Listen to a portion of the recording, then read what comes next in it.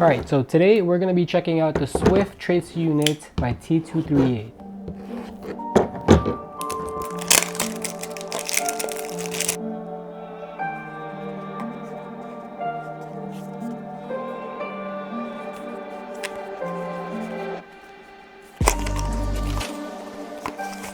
Alright, so first things first, they do have some stickers in here, and as well as the manual.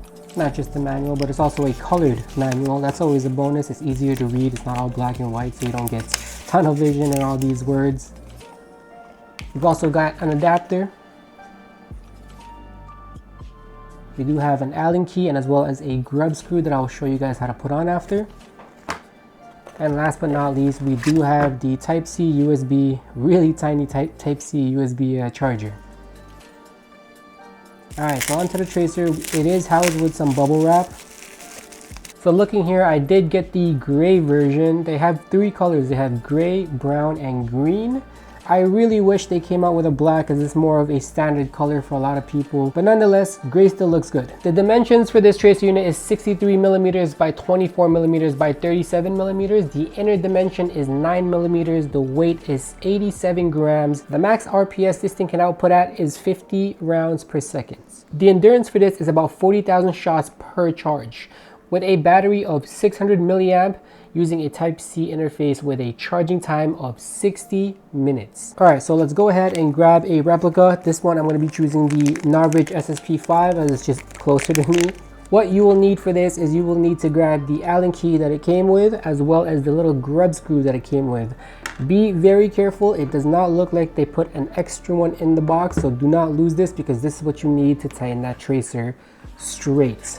Once you have those two, go ahead, thread your tracer unit on. Now you will notice when this is fully tight and it's fully on, it is not aligned properly. What you're gonna wanna do is grab that grub screw, align it properly, and then you put the grub screw in. Don't worry about over tightening it a little, just because it does have a little rubber piece at the grub screw, but do not overdo it, as you could strip this grub screw. So right now we're gonna be trying it just on the tracer mode. You wanna just press the button until you just see just the inside flash, just like that.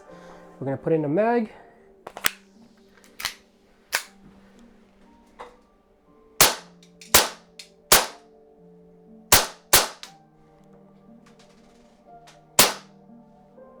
Not sure if you can pick it up from this camera, but from this camera, hopefully you can pick it up. Then we're going to be trying it out with the flash only.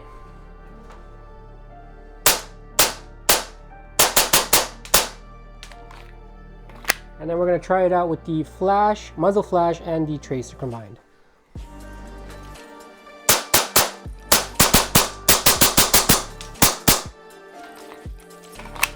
So I don't know if you guys can notice, but especially from this camera angle right here, you'll see it flash right here.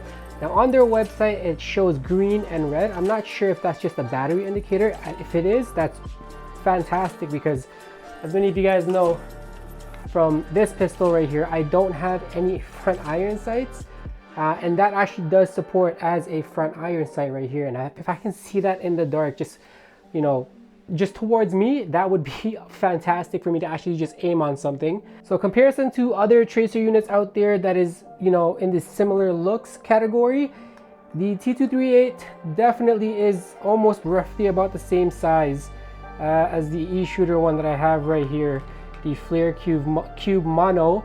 Let's see if there's any difference between the other one. All right, so this one would be the BT version, roughly about the same size.